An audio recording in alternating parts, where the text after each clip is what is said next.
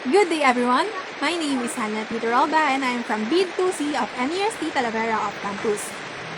In the lesson 6 of EED5, which is the teaching science in the primary grades, I learned that the plant kingdom is a highly diverse group of living organisms that play a vital role in maintaining life on Earth.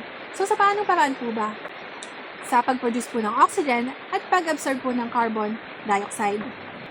Just like animals, plants are categorized based on their structural complexity and reproductive features. Traditionally po, ang plants po ay nahahati sa dalawang grupo, ang Thallophyta at Embryophyta.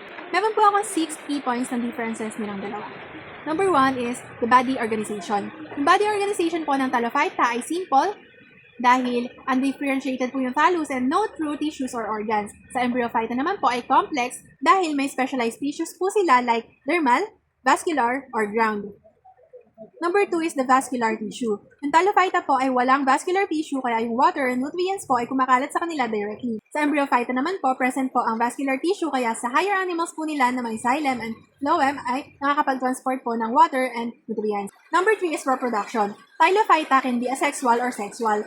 Kaya po yung alternation of generations is less dominant. Yung Embryophyta naman po ay mainly sexual reproduction. Kaya po yung alternation of generations is prominent. Number 4 is the protective structures.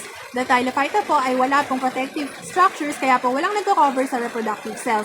Yung Embryophyta naman po ay meron kaya meron po silang seeds, spores, with walls. Number 5 is habitat. Thallophyta po mostly aquatic, some in moist terrestrial areas.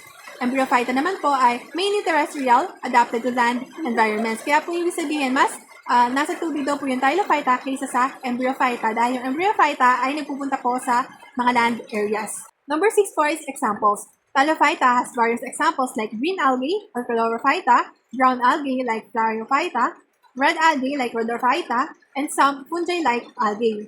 Yung Embryophyta naman po may examples like mosses or Bryophyta, ferns or Pteridophyta, gymnosperms or angiosperms. So aside from that po, I also learned about the main plant organs and their functions.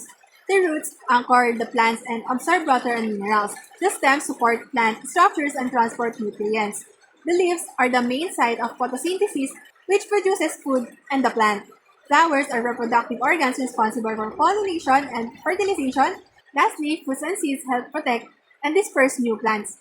Additionally, I became familiar with different types of flowers, seed dispersal methods, and the differences between monocots and dicots. Overall, this lesson helped me understand how plants are classified and how each plant organ works together to ensure the plant's survival, reproduction, and importance in sustaining life on Earth.